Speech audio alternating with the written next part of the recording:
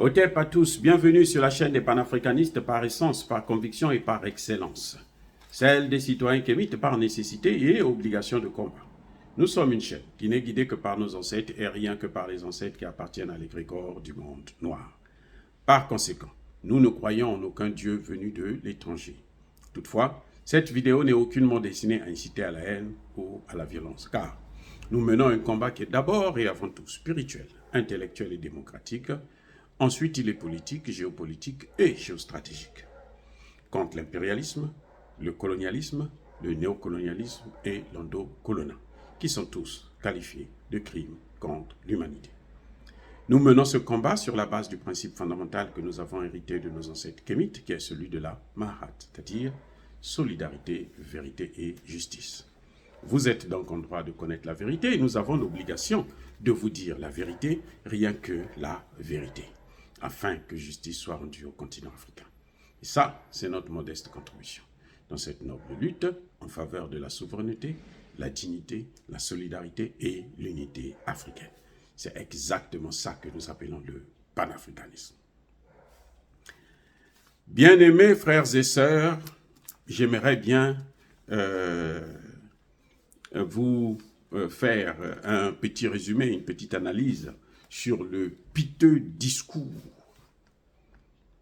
du représentant du Bénin, je pense que ce devait être le Premier ministre béninois, à la tribune des Nations Unies, lors de la 78e session de l'Assemblée générale de cette organisation. Mais c'est un discours creux. J'ai eu honte de moi. J'ai eu honte quand j'ai écouté ce que ce monsieur a raconté. Il est en contradiction avec lui-même. Il ne comprend, il ne maîtrise pas les sujets. Il est hors sujet. Il est dépassé. Le monsieur vous parle de l'aide au développement. Il faut réorganiser l'aide au développement. Alors que les Africains ne veulent plus de l'aide. Comment vous allez aider des gens qui sont riches et plus riches que vous? Comment les Européens qui se sont enrichis avec nos matières premières, c'est à eux que nous devons aller demander de l'aide. Plus chaque fois que nous partons demander de l'aide en Europe, aux États-Unis, nous sommes obligés de sacrifier nos matières premières. Parce que déjà, je vous ai dit que l'aide au développement, ça n'existe pas. C'est l'aide à l'endettement. Parce que ce qu'ils appellent, eux, aide au développement, ce sont des dettes à taux réduit. Il faut le lui rappeler. Il faut rappeler à ce ministre-là que c'est pas l'aide au développement, là, ça n'existe pas. Voilà le premier problème qui est la première incohérence d'un ministre béninois. Le développement du Bénin ne passera pas, ne viendra pas avec l'aide. Sinon, depuis 60 ans, on serait déjà développé. Et ce n'est pas ce que les Africains demandent. Non, ça c'est lui qui demande ça. Que lorsque le Bénin sanctionne le Niger, qui fait fonctionner son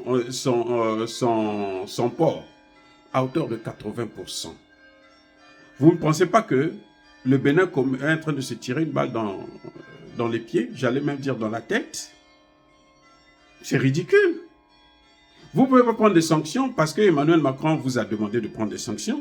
Vous voulez faire plaisir à Emmanuel Macron et puis voilà ce que ça entraîne chez vous.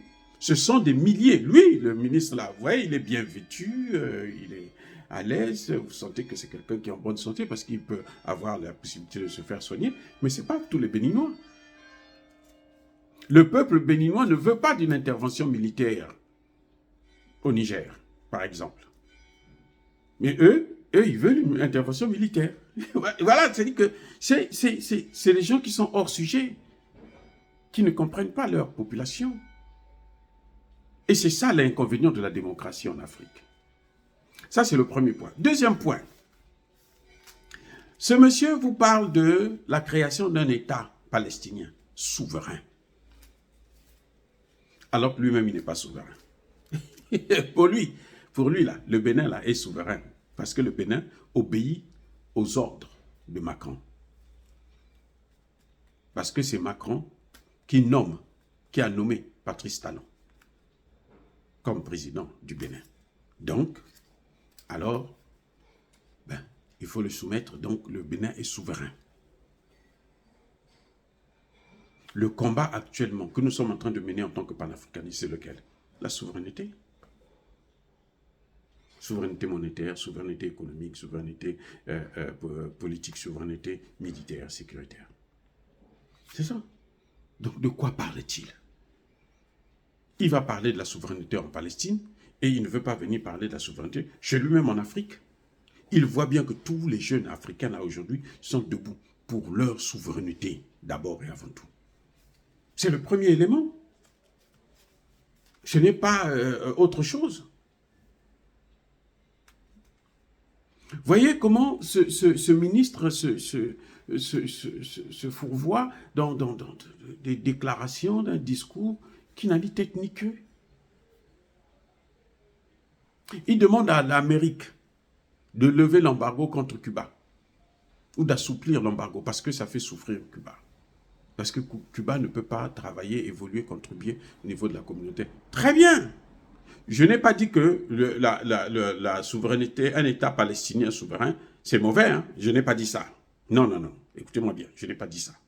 Je suis en train de dire que lui, en tant qu'Africain, lui, il va se plaindre. Il va chercher la souveraineté des Palestiniens, alors que lui-même, il n'est pas souverain. Il n'est pas indépendant. Les pays africains, là, ne sont pas souverains. Ils ne sont pas indépendants. Il y a un problème. De même, l'embargo contre Cuba. Nous condamnons ça. Moi, je condamne cet embargo. Ce n'est pas normal. C'est injuste. Et ça a trop duré. Il faut que les Américains arrêtent avec cette politique hégémonique qui n'a aucun sens. Mais venant du Bénin, qui venait de prendre des sanctions qui sont illégales contre un pays qui n'a pas de littoral. C'est interdit par le droit international. Le Bénin a signé, a accepté, a sanctionné. Jusqu'aux produits de première nécessité. Et c'est ce Bénin-là qui va demander la levée des sanctions contre Cuba. Vous ne voyez pas que c'est de l'hypocrisie? C'est être idiot.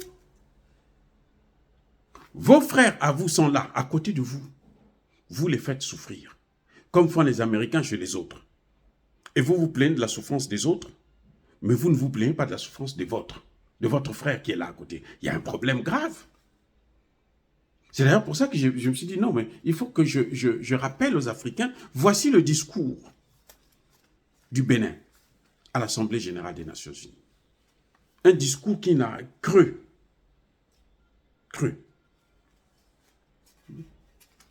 Vous voyez, et ils sont en contradiction. Mais vous savez, il y a chez nous on dit, quand tu te promènes avec un voleur, tu vas devenir aussi voleur. Quand tu es l'ami d'un fou, tu vas devenir aussi fou.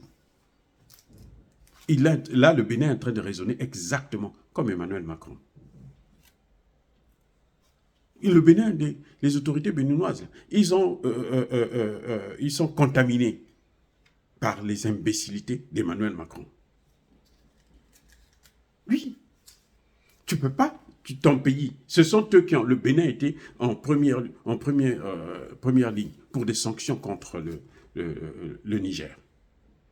Sachant, malgré le fait que c'est le Niger qui fait fonctionner son port. Le Niger et le Tchad. Mais le Tchad doit passer par le Niger pour atteindre le port du Bénin. Vous vous rendez compte? Malgré ça, là, le Bénin a quand même pris des sanctions. Des enfants sont morts parce que le Bénin a pris des sanctions pour suspendre l'électricité. Dans les hôpitaux, là, il y a eu des morts jusqu'aujourd'hui. Vous allez à la frontière entre le Bénin et le Niger, vous avez plein de camions, des centaines de camions et des marchandises. Les marchandises périssables, oui, ils n'ont plus de valeur. Et les chauffeurs de camions qui ont des familles au Bénin, d'autres au Bénin, d'autres au Niger, ils ont abandonné leur famille. Et ils souffrent à la frontière à cause des sanctions prises par le Bénin. Mais le Bénin vient se plaindre pour les sanctions sur Cuba. Mais il y a quelque chose qui ne va pas. Il y a quelque chose qui ne va pas, les gars. De même, le Bénin, le même monsieur, il vous parle de la gouvernance mondiale. Lui, il souhaite la gouvernance mondiale. Mais qu'est-ce que Patrice Talon est allé faire en Chine? S'ils aiment la gouvernance mondiale, ils ne peuvent pas aller en Chine. Personne ne veut aujourd'hui la gouvernance mondiale. Tous les pays sous-développés, là, ils ne veulent pas. Parce que la gouvernance mondiale, c'est le monde unipolaire, où les États-Unis sont au top et ils font que sanctionner, tabasser les gens n'importe comment, tabasser les pays, comme s'ils avaient reçu un mandat de Dieu. Voilà le monde de la gouvernance mondiale. C'est un monde unipolaire. Et lui, il vient soutenir ça alors qu'en Afrique, là, tout le monde est en train de parler des BRICS. Pourquoi les gens soutiennent les BRICS? C'est pourquoi. Mais c'est à cause de ça, la multipolarité. C'est une opportunité pour que nous puissions aller vers un monde multipolaire.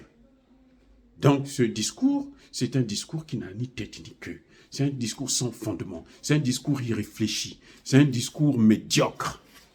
C'est la honte encore de l'Afrique, ce discours du Bénin. Mais, bien aimés frères et sœurs, dire cela, c'est inciter à la haine ou à la violence. Non, il y a la colère, il y a la haine.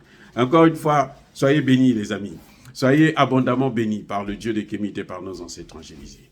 Mais que tous ceux qui persécutent le continent africain le pillent et le déstabilisent, qu'ils soient noirs, blancs, chinois, arabes, indiens, qui qu'ils soient maudits, punis, foudroyés, neutralisés, écrasés, effacés par ce Dieu des Kémites et par nos ancêtres angélisés. Vive l'Afrique éternelle, j'ai dit, et j'assume.